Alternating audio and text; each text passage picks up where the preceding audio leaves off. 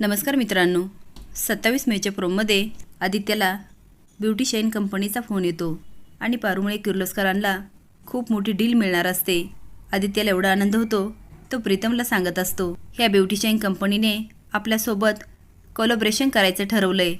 प्रीतू आनंदात म्हणतो, काय सांगतो दादा? आदित्य म्हणतो, त्यांना पारंपरिक मराठी लग्न शूट करून हवंय।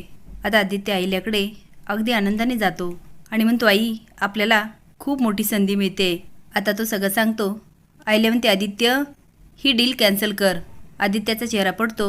आईला म्हणते, पारू ह्या वेडिंग शूटमध्ये काम करणार नाही। तिच्या बोलण्यामुळे आदित्य आणि प्रीतूला खूप आश्चर्य वाटतं। प्रीतू म्हणतो, आई पण का?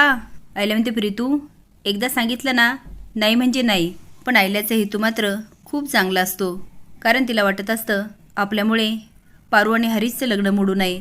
पण पारूला खूप मोठी संधी मिळते आणि ती जाणार, ह्यामुळे आदित्य आणि प्रीतूला खूप वाईट वाटतं। तर तुम्हाला काय वाटतं, ह्यामध्ये आईल्या योग्य आहे की आदित्य आणि प्रीतू? हे कमेंट बॉक्समध्ये नक्की सांगा। नवीन अपडेट जाण्यासाठी लाईक आणि सबस्क्राईब करा। धन्यवाद।